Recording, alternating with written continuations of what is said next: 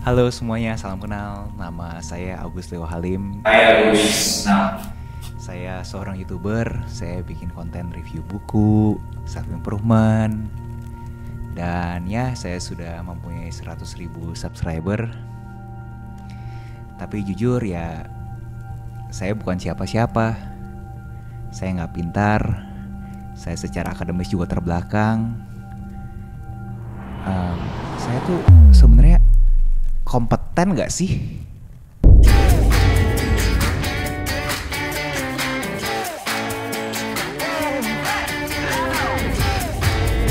Hai warga kreatif, buat kalian belum kenal, salam kenal dulu. Nama gue Agus Leo Halim, dimana 2 hari sekali gue selalu upload video di YouTube. Dan semuanya berhubungan dengan industri kreatif.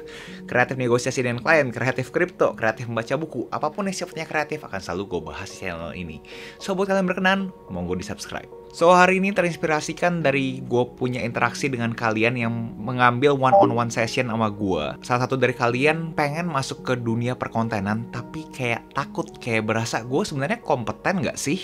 Sebelum gue ngebahas lebih lanjut, gue mau kasih tau bahwa Linkit lnk.id sekarang udah ada fitur baru, dimana gue bisa bikin affiliate links. Jadi kalian juga bisa jadi reseller digital produknya gue. Mau private komunitas Telegram gue, mau presets, mau one-on-one session, pokoknya apapun yang berbayar di lnk.id Agus Leo, kalian bisa jadi resellernya. Buat kalian tertarik bisa langsung DM ke gua aja di Instagram @agusleohalim and kasih tahu emailnya kalian. And yes, komisinya 20%. Balik lagi ke topik hari ini. Imposter syndrome. Apa sih imposter syndrome?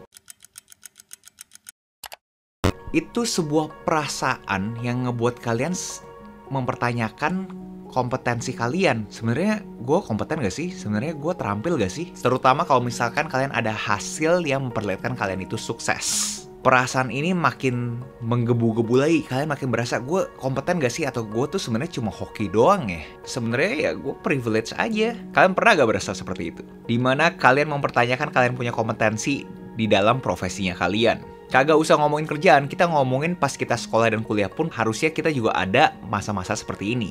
Dimana pas kalian kalian punya rapor atau nilai ulangan, kalian berasa kayaknya ini gue hoki atau gue sebenarnya emang ngerti materi tersebut ya. Pas kita mendapat outcome dari output kita malah mempertanyakan kita punya input bahwa kayak gue nggak pinter-pinter amat deh. Dan ini yang berkorelasi dengan one-on-one call-nya gue. Pas kita baru mau mulai sesuatu, kita juga dapat imposter syndrome ini. Kita punya self-doubt. Dan gue bisa cerita pengalaman gue pas gue mau bikin YouTube channel ini.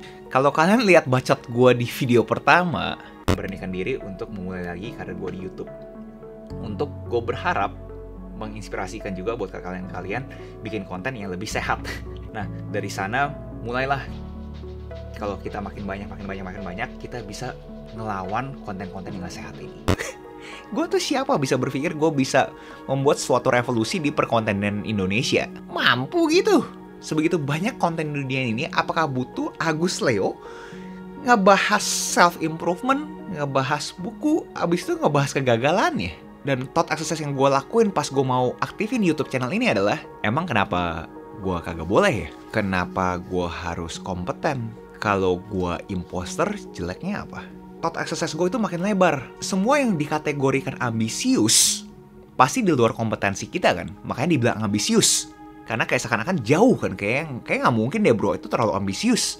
Jadi menurut gue secara definisi, kalau misalnya kita melakukan sesuatu yang ambisius, melakukan sesuatu yang di luar zona nyaman kita, ya secara definisi ya kita tuh imposter. Gue ragu sih kalau misalkan bahkan contoh kayak Elon Musk bilang bahwa dia tuh gak berasa imposter syndrome gitu. Karena ya dia ambisius sekali kan, dia pengen human race ada di Mars gitu. Itu kan sesuatu yang kayak jauh banget gitu. Tapi dia coba kan, dia coba expand dia punya keterampilan kompetensi kan. Jadi kita harus punya rasa ketidakkompetenan ini untuk kita self-aware kita nggak kompeten. Tapi jangan diem doang, kita beraksi untuk jadi kompeten. Objektif dari kerjaan yang mau kita coba lakuin lebih daripada semua orang. The job itself is bigger than everybody. Jadi mindset gue adalah kita harus grow into the job. Kita harus tumbuh ke dalam pekerjaan tersebut. Kita harus tumbuh menuju pekerjaan tersebut. Di dalam konteks YouTuber, mindsetnya adalah, ya gue coba konten cuy, gue bukan siapa-siapa. Yang penting tuh materinya, orang tuh gak peduli sama lu Gus. Yang peduli orang pengen tahu tuh materi yang lu bawain. Dan itu kenyataannya bahwa materi yang lo bawain itu lebih penting daripada lo punya perasaan. Jadi gue ubah keraguannya gue menjadi rasa keinginan tahuan. Bahwa kompetensi gue sampai mana sih? Pas kita udah melewati kita punya initial imposter syndrome, makin kita berjalan, pas kita dapat suatu hasil, contoh 100.000 subscriber, wah, imposter syndrome kita bergerak lagi nih. Gue confirm gue fraud sih. Gue ngasih tahu orang gimana cara ngatur keuangan, gue bahas buku self-help, tapi gue sendiri gagal. Ya gue fraud. Di buku Think Again, si Adam Grant pernah ngomong ke Daniel Kahneman, penulis Thinking Fast and Slow. Dimana si doi nanya, kalau misalkan ada orang nemuin lu punya kesalahan di lu punya research. Daniel ngomong, thank you, jadi gue punya kesempatan untuk benerin, biar kagak salah lagi. Jadi dibilang sama si Adam Grant, mindsetnya si Daniel Kahneman itu kayak scientist, kayak ilmuwan. Dimana ilmuwan selalu testing dia punya teori kan, dengan eksperimen-eksperimen untuk mendapatkan hasil yang optimal pada waktu tersebut. So, itu yang gue coba lakuin untuk joget sama si imposter syndrome. Yaitu gue tahu ini adalah proses. Kalau misalkan ada hal yang gue sampaikan salah dan kalian notice dan kalian ngatain gue kagak sakit hati kok guys. Gue makasih. Enggak, gue nggak nangis. Gue nggak nangis guys. Ini semua prosesnya sangat aktif. Gue secara aktif melawan imposter syndrome ini karena gue tahu kalau misalnya dosisnya berlebihan, bikin kita malah jadi males untuk berkarya. Dan menurut gue salah satu cara ampuh untuk melawan imposter syndrome adalah baca buku. Untuk menjaga ego gue bahwa gue tuh bego, gue tuh nggak tahu apa-apa. Karena paradoks dari kalian sering membaca, bukannya kalian makin berasa pintar, tapi kalian malah makin berasa, kok gue nggak tahu apa-apa ya ternyata ya. Pendapat pribadi gue, imposter syndrome itu menurut gue adalah suatu bensin untuk mencapai keberhasilan. Dimana banyak orang-orang berasa ini adalah suatu tembok.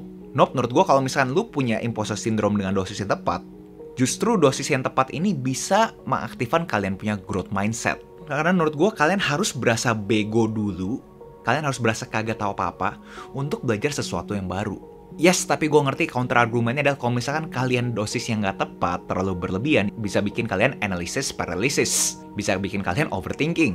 Bahkan sampai berhenti berkarya. Tapi menurut gue jangan sampai kalian terlalu overconfidence juga. So, lakuinlah semuanya dengan beginner's mind. Keep your ego in check. Kalau kalian selalu berasa pintar, ya kalian gak bisa ngelakuin apa-apa. So, I think imposter syndrome in a very generic sense, I think it's good. Tapi sekali lagi, dosisnya. Sebelum gue tutup, gue juga pengen ngundang kalian semua yang pernah ngalamin imposter syndrome ini, bagaimana caranya kalian melewati imposter syndrome ini, atau bahkan sekarang kalian juga masih bingung kayak ngatasinnya gimana sih imposter syndrome ini. Karena yes, gue tahu karena kita di budaya timur, dimana kalau misalnya ngomongin sesuatu yang agak abstrak kayak gini kan kayak seakan-akan tabu ya, kayak lu kok cupu banget sih kayak gini aja lu pikirin gitu loh. Tapi jangan guys, gue harap semua warga kreatif mempunyai hati yang besar untuk sama-sama kita berdiskusi di kolom komentar. So buat kalian yang gak punya lingkaran untuk ngobrol secara candid terhadap perasaan yang sekarang kalian alami, coba deh ngomong di bawah. Karena gue yakin banget apa yang kalian rasain semua orang juga ngerasain. Karena jujur aja gue bikin video ini aja gue berasa gue tuh siapa? Kenapa gue ngomongin imposter syndrome? Gue bukan psikolog, gue orang gagal gitu. Kenapa gue ngomongin imposter syndrome? And gue ngerasain itu semua sih guys. So, ya tapi balik lagi kan yang gue pakai adalah justru karena gue bukan siapa-siapa. Yang penting adalah kontennya. Kalau konten gue sudah bisa memberikan 1% aja positif untuk kalian, menurut gue tuh udah cukup. So, ya guys, gue ngebuka kolom komentar untuk kalian semua mau share pengalaman kalian terhadap imposter syndrome, dan mungkin kalian ada trik-trik lain yang gue belum sebutin di video ini untuk ngatasin imposter syndrome. Tapi please, jangan sampai kalian berhenti berkarya karena imposter syndrome ini. Gue tahu rasanya jadi orang baru mulai. Gue sendiri juga kagak tahu kok apakah sebenarnya gue kompeten gak sih bikin perusahaan. Tapi yang penting bukan tahu atau tidaknya kan, tapi aksinya.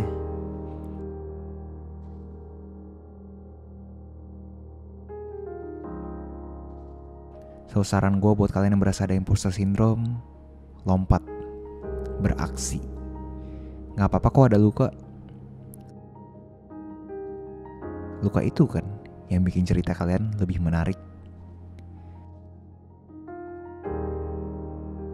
So, carilah kuantitas kalian sampai akhirnya kalian berhasil ketemu kompetensi kalian. Jangan lupa like, comment, subscribe, nyalain notifnya, share ke teman kalian, and I'll see you in the next video. Salam kreatif.